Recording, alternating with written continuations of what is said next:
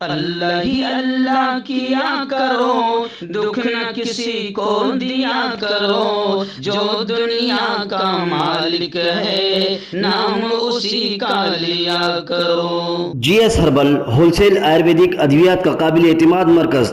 تجارت کے خواہشمند حضرات کو ہم مکمل ٹریننگ دیتے ہیں۔ ہمارے ساتھ تجارت کر کے بھرپور پیسہ کمائیں۔ علماء اکرام، حفاظ، ڈاکٹرز حضرات کے لیے خصوصی رعایت۔ تفصیلات کے لیے ابھی رابطہ کریں۔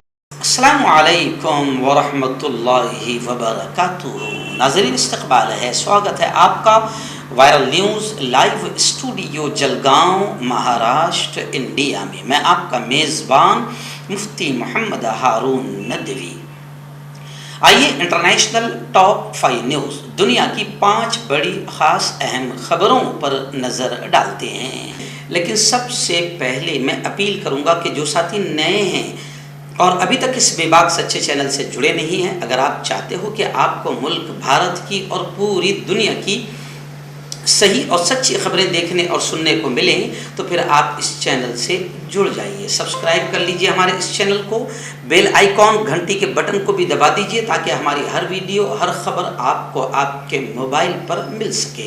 اور ہاں ناظرین، ہم ہر روز ایک اپیل کرتے ہیں کہ پلیز، یہ ایک پرائیویٹ چینل ہے اور چینل چلانے کے لیے پوری ایک ٹیم کام کرتی ہے، بڑا روپیہ پیسہ خرچ ہوتا ہے۔ اگر آپ چاہتے ہو کہ ایسے چینل جو ظلم اور ظالموں کے خلاف بے باک انداز میں بول رہے ہیں، اگر آپ چاہتے ہو کہ ایسے چینل مضبوط ہوں، باقی رہیں، آگے بڑھیں، تو پلیز آپ چینل کی فائنینشیل ہیلپ، مالی تعاون، مالی مدد ضرور کیجیے۔ اسکرین پر آپ نظر ڈالیں، ہمارے چینل کا بینک اکاؤنٹ نمبر بھی دیا گیا ہے، اور اگر آپ آن لائن پیسہ بھیج کر مدد کرنا چاہتے ہیں تو گوگل پے، فون پے اور پے ٹی ایم تینوں کا ایک ہی نمبر ہے، 9637541786۔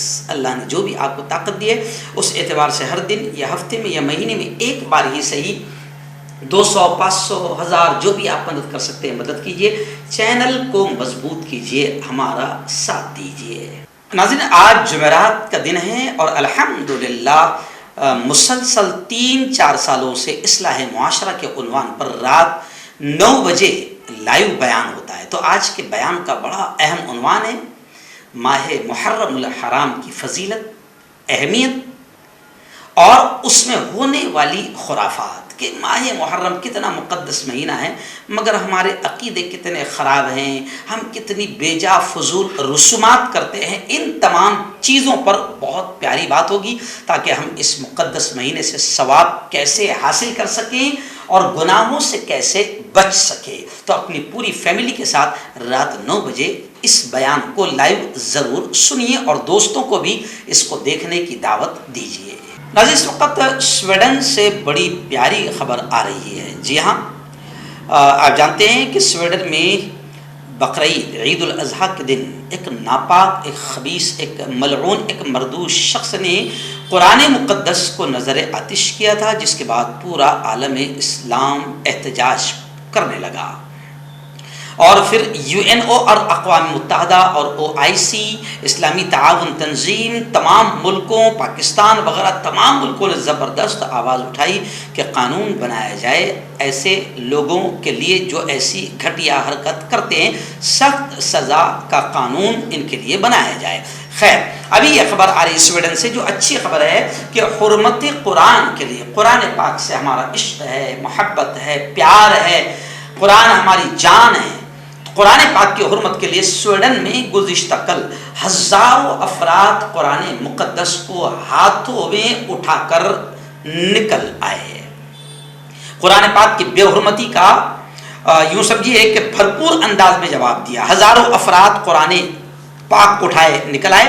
سویڈن کے شہر مالمو میں ہزاروں افراد قرآن پاک کی حرمت میں کتاب اللہ کے نسخے اپنے سروں پر اٹھا کر، اپنے سینوں سے لگا کر ایک جگہ جمع ہوئے، تو یہ اجتماع بڑا روح پرور بن گیا۔ یہ ویڈیو سوشل میڈیا پر کافی وائرل ہو رہی ہے، جسے دیکھ کر ہر مسلمان کا دل خوش ہو رہا ہے۔ اس موقع پر اجتماع کے شرکاء کی بڑی تعداد بلند آواز میں کلام مقدس کی آیات پڑھتی ہوئی نظر آ رہی ہے۔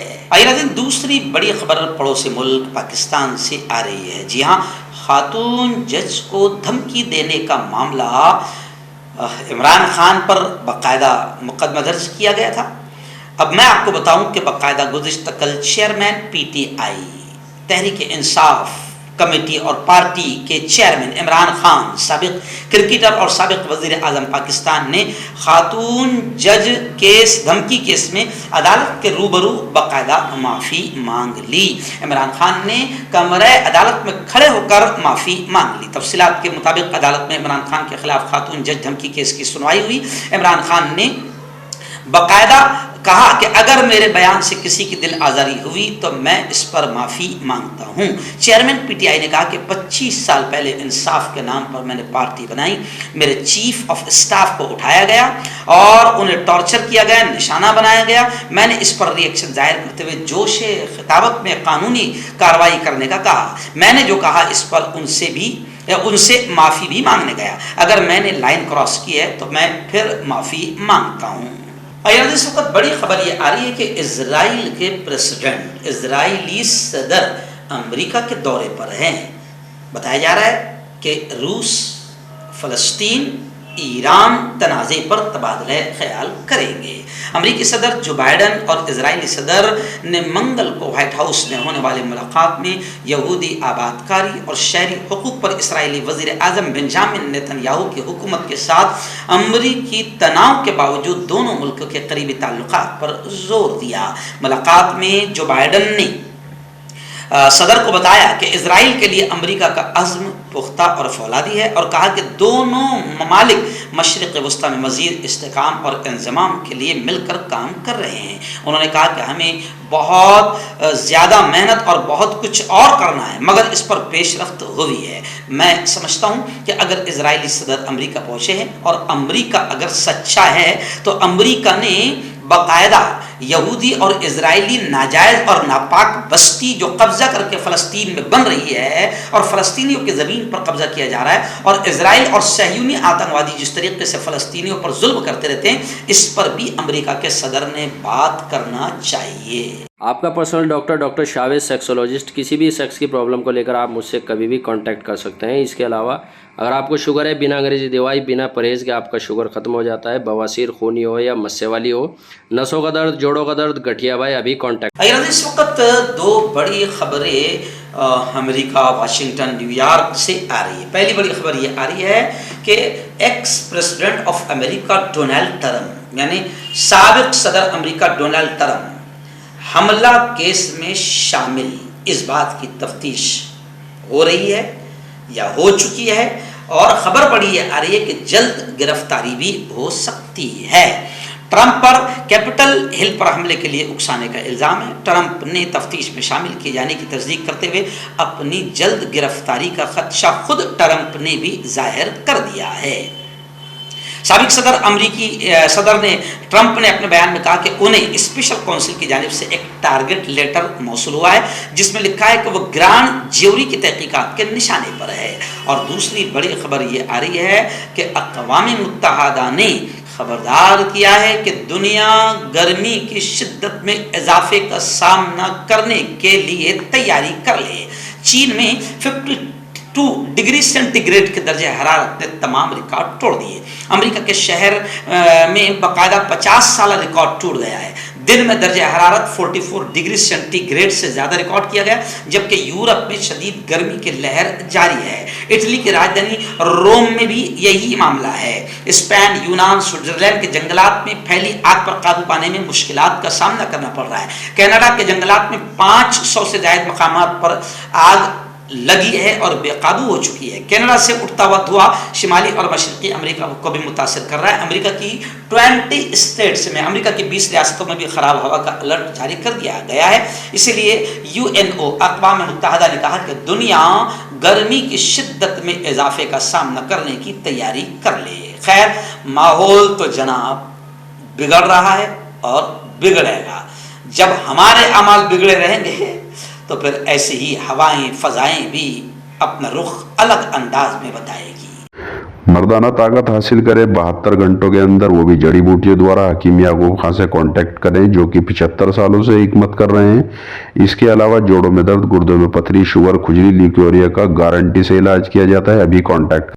اس وقت لندن سے بڑی خبر آ رہی ہے۔ جی ہاں، غیر قانونی تارکین وطن کی آمد کو روکنے کا برطانیہ کا منصوبہ سامنے آیا ہے۔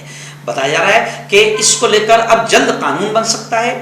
دستاویزات کے بغیر تارکین وطن کو اپنے ساحلوں پر اترنے سے روکنے کی تیاری کی جا رہی ہے. اقوام متحدہ کی جانب سے اس کو لے کر تنقید ہو رہی ہے. ڈان اخبار میں شائع فرانسیسی خبر رساں ادارے AFP کی رپورٹ کے مطابق یہ قانون سازی بذریعہ چینل، بحری راستہ اور دیگر غیر قانونی راستوں سے آنے والے تمام افراد کی سیاسی پناہ کی درخواست کو غیر قانونی قرار دے گی اور انہیں تیسرے ملک مثلا روانڈا منتقل کر دے گی. یہ قانون سازی چھوٹی کشتیوں کے ذریعے شمالی فرانس سے خطرناک کراس چینل کے سفر کی بڑھتی ہوئی تعداد کے ری ایکشن میں تجویز کی گئی ہے.